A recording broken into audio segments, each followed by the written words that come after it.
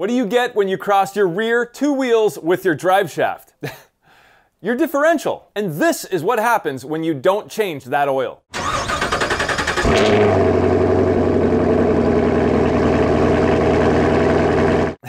Many of you, like me, drive older vehicles with, say, 100,000 miles or more on the clock. And many of you, like me, have never gone out into the garage and said, I know what I'm going to do today. I'm going to change my rear differential oil. Yeah, it just doesn't happen. Like never. Well, never say never, because every given day is an opportunity to turn it all around. Or at the very least, to change your diff fluid. And that is precisely what I'm going to do today. Like right now, I'm going to change the diff fluid.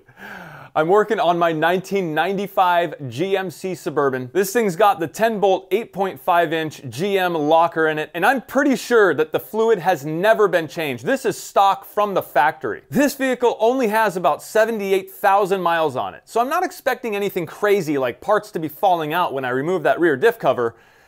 But you never know. All right, so the first thing on the list is to go ahead and jack up this vehicle and put it up on jack stands. And I'm gonna put these jack stands on the actual frame of the truck. The goal here is to drop that rear end down as low as it'll go. Now that I have it nicely supported with two 6-ton jack stands, I also grabbed a set of 3-ton jack stands for backup. Next, I'm using my 1/2-inch ratchet with an adapter down to 3/8 and an extension. I'm going to use this to go ahead and loosen this fill plug hole before I take off the rear diff cover. This way we know that that thing is not locked in there and we can actually refill it after we remove the old fluid. Now, before we jacked up this vehicle, that rear differential was tucked way up in there. That rear gas tank is roughly 43 gallons and it is definitely in the way. So jacking that vehicle up, putting it up on jack stands and letting that rear diff hang as low as it can is a great way to gain some extra room. I'm gonna go ahead and take my 3/8-inch ratchet and a 13mm socket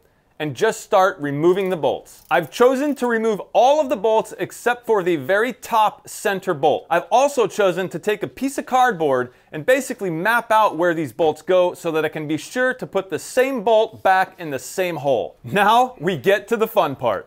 All of the bolts are removed except for that top center bolt, which is loose. And we're gonna go ahead and take our old crusty Harbor Freight screwdriver and oh man, look at this old nasty diff fluid. Boy, am I glad that I'm getting this stuff swapped out. This stuff looks burnt to a crisp. Look at how dark that is. Yuck. I would not want to rely too much longer on this old fluid. Keep in mind, guys, this vehicle only has 78,000 miles.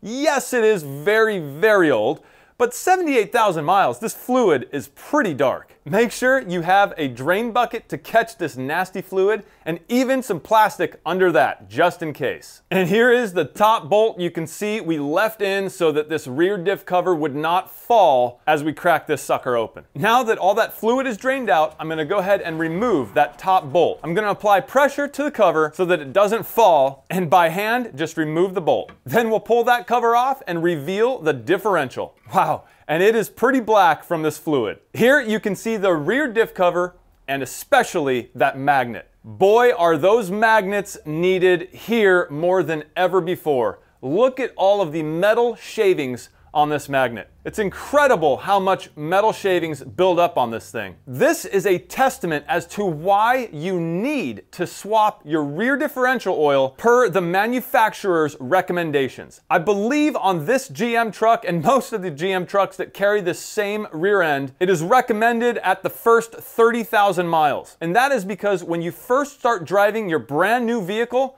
these gears need a chance to break in. And during that break-in process, well, yeah, there's a lot of metal that comes off these things. So swapping out your rear diff fluid at about 30,000 miles is extremely important. This one, unfortunately, has never been swapped, but hey, I think everything looks pretty normal here, so I'm in the clear. Further evidence for having never been changed, this is the original GM differential gasket. All in all, not bad for being 24 years old. We need to clean this thing out. So the first thing I'm gonna do is throw on some rubber gloves and start wiping it down with an old rag. Man, look at the metal shavings that came off that magnet. I'm just gonna do my best here and get as much metal off of this magnet as I can. You can see with just a couple swipes of an old rag, The inside of this diff cover is actually coming pretty clean. Now I'm going to take this putty knife and very carefully begin the process of removing this old gasket. And wow, it seems to actually be coming off very easily. You want to make sure that you're not scraping or scratching into the diff cover because you don't want to leave any marks or scarring.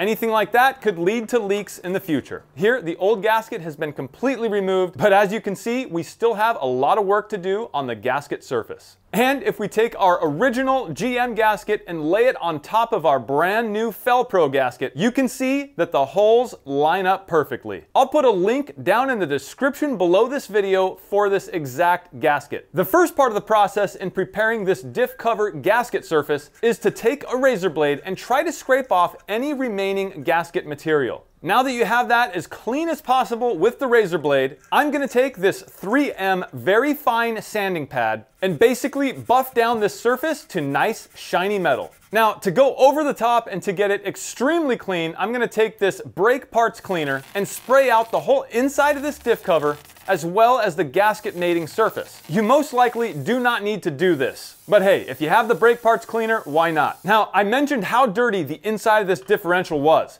And you saw it. It's completely black, burnt and caked on old diff fluid. So I'm even going to take this brake cleaner and spray that out. Next, we need to replace this diff cover. The easiest way I've found is by using the top center bolt to not only keep that gasket in place, but also just to start that sucker and get this thing hanging. Now, for me, I'm going to go ahead and throw on some blue thread locker on each one of these bolts. This will give me just a little peace of mind that these bolts aren't going to come loose in any way. Definitely make sure you hand start and hand tighten each one of these bolts before cranking on them with a ratchet. After hand tightening, I'm going around with my torque wrench and torquing each one of the bolts to 10 foot-pounds. This is just the first pass. After that, I'm going to go around them again and now tighten them to 30 foot-pounds. Now that the diff cover's on, we can work on refilling this differential.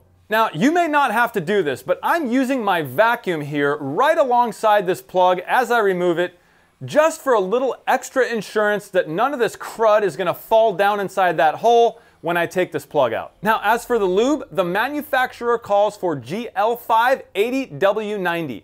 But I found this awesome Lucas fully synthetic 75W90, and it is GL5 rated, and I'm going to go ahead and use this. You can see what I've come up with here to make the job of refilling this thing a little easier. By using a little bit of this clear hose, I can raise the bottle up even higher and squeeze it with both hands and make sure that nothing spills. Man, after that first bottle, my arms were tired. So here is another added benefit of using this hose. I went ahead and jammed the bottle up in between this exhaust hanger and the frame. Then I made a cut in the top of the bottle to allow air in. Now I'm just going to go ahead and let gravity do the work for me. As for capacity, this differential uses roughly just under 2.5 quarts. You'll know it's full when it actually starts leaking back out. The bottom of this fill hole is actually the fill line too. So as you can see, once it starts dripping back out, you'll know it's completely full. Now take your plug and replace it. All right, guys, we did it. We did it together. This was my first time ever changing out differential fluid. Hopefully, I won't have to worry about this for a long time to come. Just make sure you keep an eye for any leaks or anything like that. You may need to snug those bolts down if you do see some leaks. Also, it is possible that your differential needs an additive, so definitely check with your manufacturer for that. All right, guys, I really hope this video helped you out. If it did, make sure you leave a comment below. Hit the thumbs up and also subscribe if you're not already. You can find me on Instagram at OneRoadGarage and my website, OneRoadGarage.com. Thanks again, guys, for watching. I know your time is valuable. My name is Jimmy, this is One Road, and I will see you in the next one.